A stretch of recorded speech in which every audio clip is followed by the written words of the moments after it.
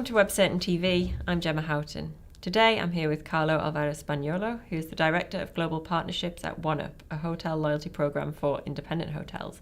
And we're going to be talking about the importance of millennials in the travel industry today. Hi Carlo, thank you for being here. Hi, thank you for having me. Pleasure. So why do you think millennials are such an important demographic for the travel sector? Well, millennials, is the biggest living generation now, traveling, and obviously there's a lot of frequent travelers and millennials working and traveling for leisure and business. So they have some kind of unique ways to go. So they are, in a way, changing some. It's important to take care of them and look at what they are, the preferences. Yeah, so it's very important. And what are some of the key characteristics or kind of preferences of this group that are really important to be aware of? We ran a report and conducted basically on millennials and Generation X, and we found that there's not that much big differences, but there are some nice, interesting differences that are starting to take shape. Like, for instance, millennials prefer more like experiences, while Generation X are more for the points in the case of loyalty and rewards programs. Mm-hmm. Which is something interesting. And also in the digital aspect, millennials are using a lot more the apps and mobile. For instance, I remember that 70% of millennials are using mobiles to prepare their booking, their trips or book their transportation, mm-hmm. while in the case of Generation X, it's around 50%. So there's something changing there. Yeah, and you need to make sure you're catering to the way that they're using and behaving. Yeah.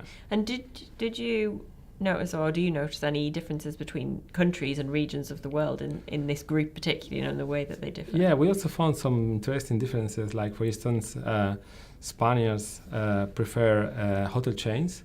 Like Italians, they prefer independent ones. There's kind of a very interesting difference there. Or, for instance, when they choose the reasons on why they choose a loyalty program, Spaniards, Italian, French, or Southern Europe, they prefer, the main reason is the economics, so the points or the money they get, or the savings, while England, so British people, Germany, they prefer the perks like breakfast as a main benefit. So it's kind of... Yeah, so it's very important to dive deeper into each market that you're targeting to make sure that you're understanding. Especially when you are doing loyalty, you need to focus on how you're going to customize experience for every target audience. Yeah, loyalty at its heart is about understanding what people want, encouraging them to want more. So if you don't understand them, you're not going to get very far. Right. And what do you think are the most important things to be focused on as a kind of hotel brand or a travel brand when you're developing a marketing strategy to reach these millennial travelers? What are the key things to think about? Well, our findings and what we really think that, I would like to highlight is two key points. One is, with millennials, you really need to be honest and direct. This is something that it's better that you do with everyone. But with millennials, we found that is really the key thing to have. Millennials are a new generation that has a different interaction with advertisement. You cannot just mess too much with your messages. It's better that you go to the point, you are direct and honest. That, for instance, in the case of loyalty and Wanup, we had to decide how to, what currency we want to have as a reward currency, mm-hmm. and we decided, just because of millennials, that it was better to not go with points or miles.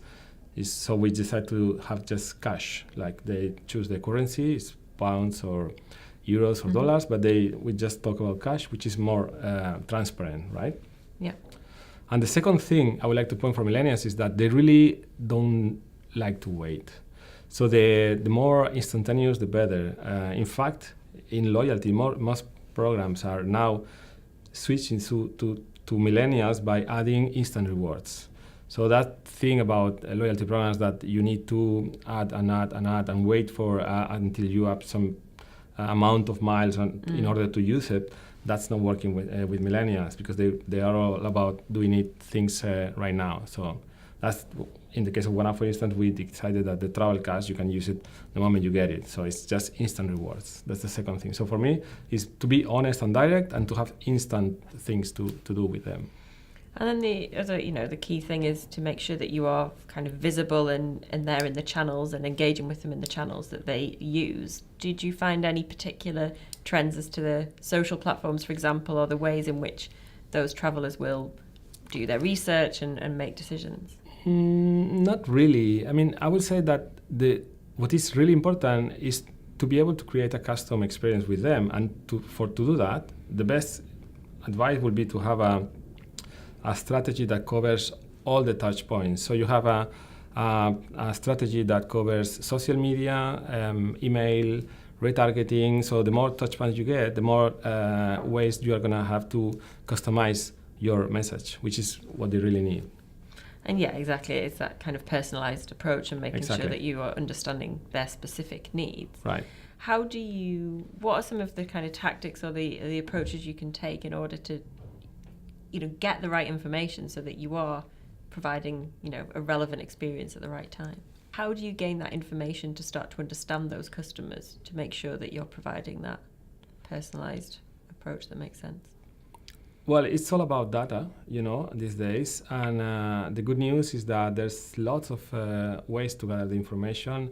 The more, as I said before, the more touch points you have, the better. Actually, the tricky thing now, the tricky part is to be able to track their choices cross-device. Because more users, they browse from the computer in the office maybe, then they browse from the tablet in the sofa, and they finally check something from the mobile. So it's one of the key things that the industry is really trying to find a way to better do, is to cross-device track, so you are really able to find what they really want, because otherwise it's really hard to personalize. But in the end, it's as simple as that. The more data you get, the more you are going to be able to present different layers of information according to what they want. It's exactly what in a loyalty program like Wanup, we are building a very strong CRM that is trying to analyze all and identifies all the different labels. So there's not just one standard site. There's many different views to the same site, because it depends on who you are when you are reaching that site or that app, and what's your previous experience with the app. You're going to see a unique experience. And what about apps in general? Because that's something that's kind of a bit been associated with loyalty, because of course once somebody's downloaded an app, that you've got them there and you can use that. How important are apps still as an approach, and how can hotels, for example, be using them to drive that loyalty? Well, I would be kind of cautious about this, because yes, apps are always helping. I mean, an app, especially if it's a native app, has a very strong connection with the device. It's a deep integration with the device, which always allows better communication. Like you can trigger some messages depending on the location on the device, or even when on the proximity to a certain iBeacon, etc. All these things are great in order to customize the experience, but you have to take in consideration that how many times this user is going to use your app. So if it's not really a repeating user, it might be more interesting, more smart for you to invest in having a mobile site that is very, very well optimized for mobile. Yeah. So be cautious in terms of the investment in an app to work out, is it really going to be worth the return? And in many cases it may not be. It only makes sense if you know you're going to have an audience that is repeating and using it. Yeah. And then another area that's very important in the travel industry, kind of reviews and user experience that they share online on sites like TripAdvisor and on hotel websites as well. How important are reviews, and how can brands use those reviews to drive loyalty, both from new customers and those customers that have left the reviews? Well, that's really, really important. I mean, I like that you asked me this question, and you know that my background, I come from TripAdvisor before this experience, and it's been, everyone knows that there's plenty of reports that explain how important the reviews are.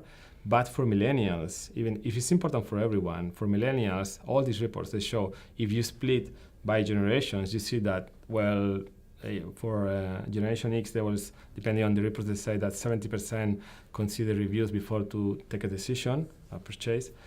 In the case of millennials, it always goes up to 85-9%. So in general, it's very important. They are very sensitive to user-generated content, and they are also very savvy. So they know how to read between the lines. They know how to use them. And it's important for hoteliers.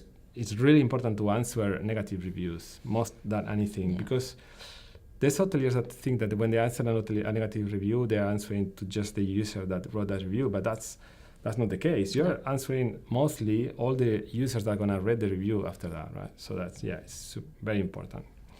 Yeah, absolutely. It's becoming more and more.